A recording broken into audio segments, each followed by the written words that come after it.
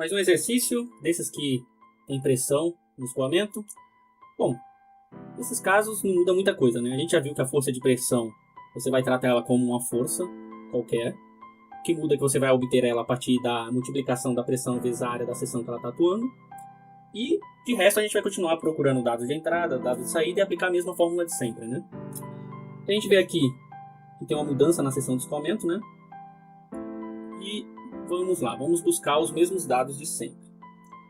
Isso aqui já é a formulinha que eu sigo para resolver esse tipo de exercício. Você vê que eu estou usando ela desde o começo, né? Dados de entrada, dados do escoamento, dados da saída. Os dados de entrada, tá facinho de achar aqui. Os dados do escoamento, normalmente, a partir dos dados da entrada, eu já consigo achar vazão e vazão mássica. Porque eu tenho uma área e uma velocidade, eu consigo achar vazão e vazão mássica. E normalmente, com esses dados de entrada e com os dados da vazão, eu consigo achar os dados de saída. Porque se você tiver que aplicar a equação da continuidade, né? Você já consegue aplicar ali do outro lado. Então, basicamente é isso, né? A gente tem os dados de entrada. Normalmente, com os dados de entrada, eu consigo calcular os dados do escoamento, porque aqui tem área e tem velocidade. E normalmente com os dados do escoamento eu consigo os dados de saída, porque às vezes eu tenho que aplicar ali só a equação da continuidade, né? Área 1 vezes velocidade em 1 é igual a área em 2 vezes a velocidade em 2. Pode ser que em alguns casos essa ordem não seja tão simples assim, que você consiga alguns dados de saída, mas eu sempre escrevo do jeito que está aqui, antes de começar o exercício. Eu nem penso muito, eu escrevo isso aqui e depois eu vou continuando a resolução. Então se a gente for atrás dos dados de entrada aqui, a gente vai obter que a área 0,1257, a velocidade 5 metros por segundo, isso aqui já foi dado aqui no problema, né? A área ele te deu o diâmetro, mas aí se aplica aqui na nossa formulinha que deu quadrado sobre 4. Aí, tem essa velocidade, normalmente você vai calcular ela, você vai obter um módulo dela. Lembrando, você sempre tem que tratar a velocidade como uma grandeza vetorial. Você obtém um módulo, você tem que decompor ela em x e em y. Esse exercício está bem simples, né? Porque ele é todo na horizontal. Você não tem que decompor ela em x, porque o valor dela em x é o próprio módulo, né? Então a componente em y nem é usada. A força de pressão é um outro dado que eu tenho que obter agora. Na entrada e na saída, dependendo dos casos, né? Esse caso aqui não tem nenhum tipo de mudança de pressão na saída, então a gente ainda não vai tratar disso. Mas para obter essa força de pressão, eu vou ter que aplicar Bernoulli aqui, né? Então vamos aplicar o Bernoulli.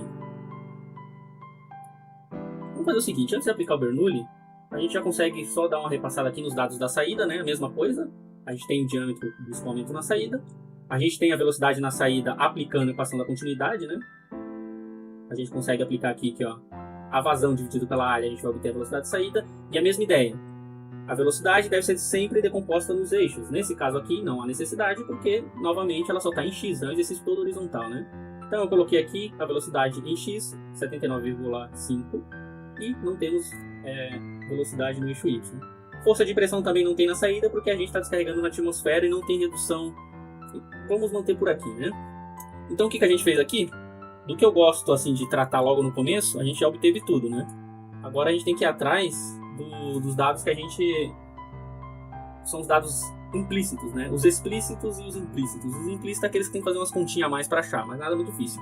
Então aqui a gente tem o Bernoulli, como a gente está acostumado. Quando a gente for aplicar o Bernoulli aí, a gente vai poder, aplicando o Bernoulli de 1 para 2, né? Lembrando, vamos tratar aqui. Aqui é 1, aqui é 2. Aqui a gente está descarregando na atmosfera. Aqui a gente tem uma pressão a descobrir. Então a gente cortou Z1 e Z2 porque estamos no mesmo nível, né? Não temos desnível. Cortamos pressão 2 como atmosférica. Quando a gente faz isso aqui, a gente está procurando a pressão em 1. Então vamos isolar a pressão em 1. Isolando a pressão em 1, isso aqui é só uma perfumariazinha a mais, porque peso específico é igual a ρ vezes G. Então quando eu jogar esse peso específico para o outro lado multiplicando, se eu jogar ele como ρ vezes G, eu consigo cortar gravidade com gravidade aqui e eu chego nessa expressão aqui. Eu lembro que na época que eu estudava isso aqui muito, eu já tinha decorado essa expressão aqui para achar a pressão quando descarregava na atmosfera. Então, não que você queira decorar isso, mas se você fizer muitos exercícios, você vai ver que sempre para descobrir a pressão quando você está descarregando na atmosfera, essa formulinha aqui, ó, sempre fica boa. Você jogando os dados nela aqui, ó, esses são os dados que a gente já tinha obtido lá em cima, né? Você vai achar essa pressão aqui de 331 mil, muito alta essa pressão. Enfim, seria quanto aqui, só por curiosidade? 3.187.500. É muito alto mesmo. Enfim, A gente não trabalha com pressão, a gente trabalha com força, né? Então você pega essa pressão que você acabou de achar. Lembrando que isso aqui é uma pressão, não é um rho, tá? Não é o rho, Adriano, não é o rho, é a pressão. Você multiplica pela área, você vai achar o módulo da força de pressão. Novamente, temos esse caso aqui, ele está todo horizontal, né? Então quando você colocar aqui, esse valor calculado da força de pressão já é o valor em x, porque ele é zero em y. Com esses dados agora, é só a gente aplicar a equação da quantidade de movimento. Que a gente já está bem cansado de aplicar, mas vamos lá. De novo, agora vamos aplicar quantidade de movimento. O que a gente sabe, então? Que somatório de forças em um determinado eixo é igual a vazão mássica que multiplica a variação na velocidade. Somatório de forças agora, a gente já sabe que não é só uma força que está agindo, né? Que a gente, nos casos iniciais, a gente só tinha uma força em x. Agora a gente tem fazer um balanço de forças aqui. Mas não tem muito problema. Lembra, a força de reação da superfície ao escoamento do fluido, a gente sempre vai colocar positiva. Então vai ficar força de reação da superfície em x, sempre positiva. Quando você terminar de fazer a continha, você vai saber se você acertou ou não o sentido dela pelo sinal. No caso, se a gente está falando com a força de reação aqui sendo em positiva, a gente está querendo dizer que a força de reação é para a direita, né?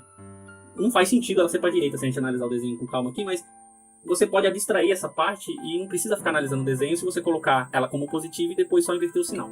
É que nem quando a gente está calculando treliça lá, a gente não fica imaginando para que lado está a força, né? A gente simplesmente arbitra saindo do nó, se der negativo, compressão ou tração, a gente vai analisando o sinal depois, né? Então, força de reação em x. Agora, a força de pressão, você tem que analisar direitinho aqui. Ela é um vetor, a gente acabou de calcular aqui esse vetor, e é um vetor positivo em x. É um vetor que aponta para a direita aqui, a gente acabou de calcular.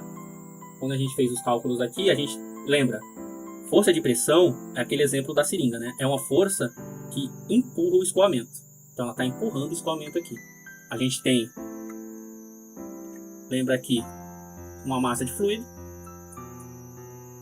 Temos uma força de pressão sendo aplicada que faz sair para cá. Se você lembrar da força de pressão, a gente pode até fazer uma analogia quando a gente tinha lá em Física 1. Eu adoro Física 1. Por isso que eu sempre falo de Física 1.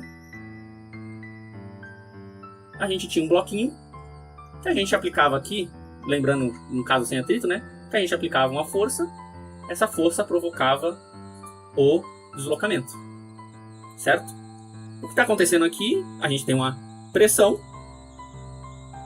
essa pressão está gerando um fluxo de escoamento para a direita. Basicamente isso. Você trata a pressão como uma força sobre a área aplicada na seção transversal do duto que empurra esse fluido para a direita. É a mesma força que a gente tratava uma força de um bloquinho lá, né? Então vamos lá.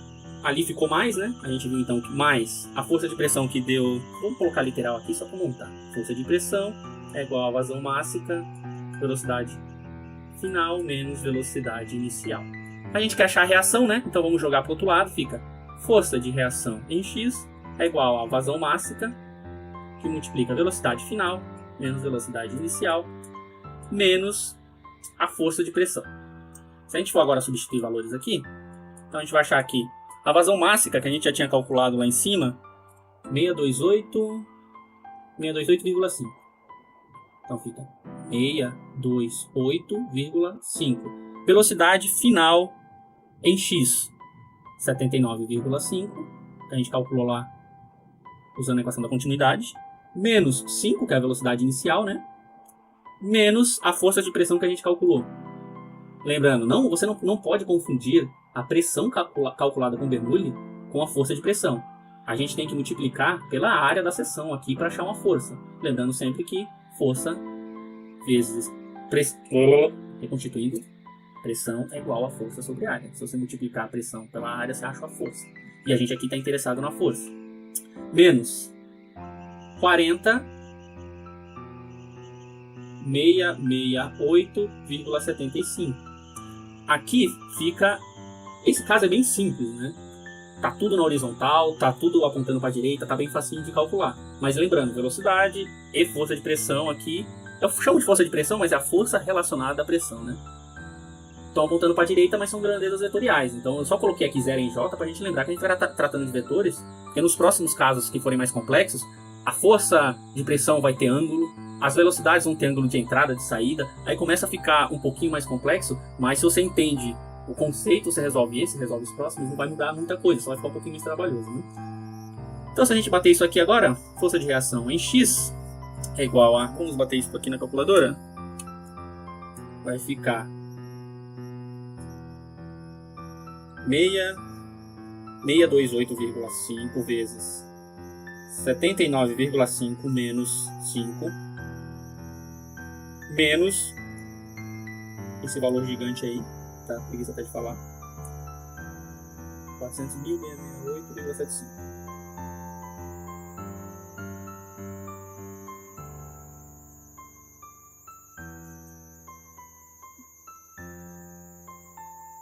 Esse valor deu 3,5 vezes 10 à quinta, negativo, né? Então deu menos 3,5 vezes 10 à quinta newtons.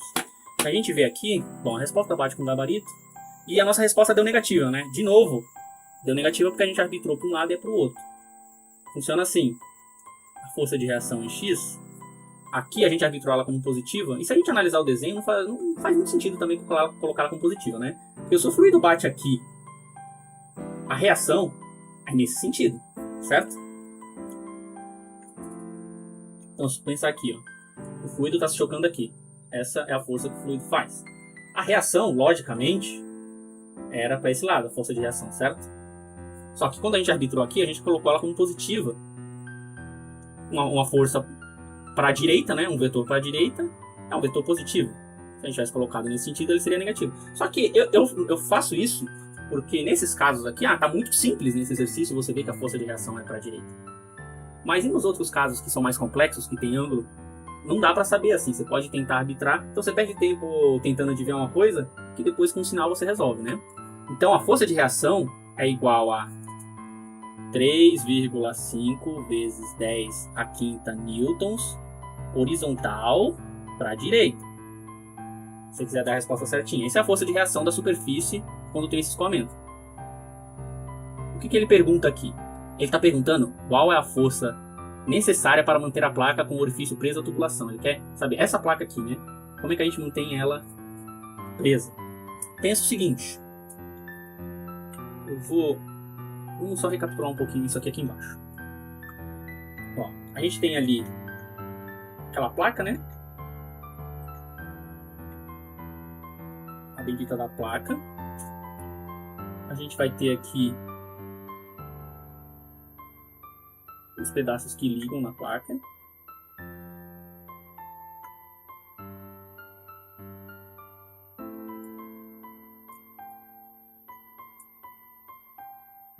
Aqui. Eu gosto de pensar o seguinte, se não tivesse parafuso, não tivesse força nenhuma. A gente já calculou ali que a força que o fluido faz na superfície é para a direita e ela reage para a esquerda, né? Se o fluido se chocasse aqui e não tivesse nenhuma força reagindo, essa placa iria para a direita, né? Então, o choque seria nesse sentido, a gente teria uma grande força aplicando aqui. Se não tivesse nenhum dos parafusos aqui, isso aqui sairia andando. Esse pedaço aqui da placa teria se movido para cá com o jato. Só que como temos aqui o parafuso, né? Isso aqui é parafusado, existe uma força reagindo nesse sentido. Então você tem a reação da superfície, vamos colocar aqui embaixo, fica melhor, né? Então a gente tem a reação da superfície para cá, equilibrando essa situação toda aqui, a gente vai ter o parafuso, né? Que quando tem essa reação para a esquerda, você precisa de uma força externa do parafuso aqui, equilibrando tudo isso aqui. Então, o fluido aplica uma força para a direita, a reação é para a esquerda, e isso vai fazer alterar a quantidade de movimento do escoamento. E o parafuso aqui precisa segurar essa placa para não sair se deslocando. Bom, é isso. Mais um para conta.